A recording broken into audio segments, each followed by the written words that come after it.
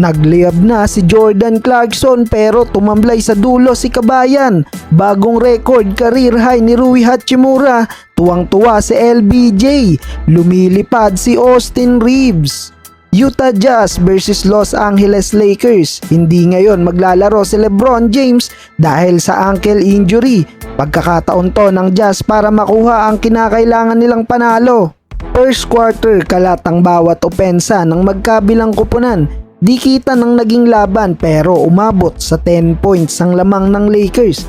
Maagang napa-takeover mode si Austin Reeves at Rui Hachimura. Grabe tong si Rui nangalabaw sa ilalim with 3-man defender. Quality minutes ang naibigay ng rookie na si Keyonte George para sa Jazz. Unti-unting naibaba ng Utah Jazz ang kalamangan ng LA Lakers. X-factor naman para sa Utah ang coming off the bench na si Chris Dunn. Umabot sa 14 points ang lamang ng Lakers. Maganda ang naging matchup ni Jordan Clarkson at Rui Hachimura sa second half. Bully ball ang ginagawa ni Rui. Napareklamo si Kabayan JC dahil walang pinitong tawag ang referee.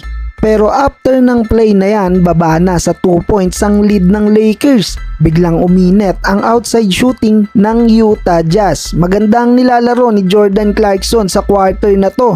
Dikit na ang laban dahil na rin sa magagandang assist ni Clarkson kay Lauri Markkanen. Last seconds, Jordan Clarkson 3-point to beat the buzzer. Natapos ang second quarter, Lakers up by 1. Grabe si Kabayan JC, 3-3 ang binitawan sa quarter na to. First half of the game, 20 points na si Rui.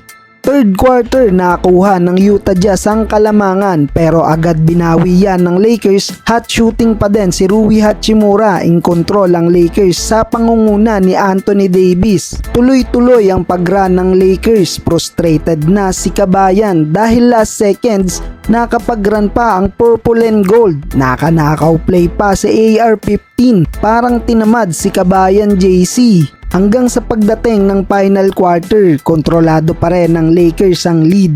Nahirapan na ibaba ng Utah Jazz ang double-digit lead ng Lakers. Gamit na gamit ang pagiging floor general ni D'Lo. Nakapaglista si D'Angelo Russell ng 11 points with the career high 17 assists, 22 points for Austin Reeves. Leading scorer naman ng LA si Anthony Davis with 37 big points. Pero ang nanggulat sa Lakers, ang career high ni Rui with 36 points, 68.4% shooting from the field, and 75% from the 3-point line.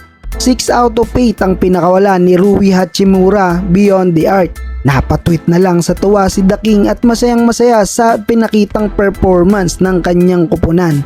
Sa Utah Jazz naman, 18 points si Colin Sexton and 17 points naman si Kabayan JC.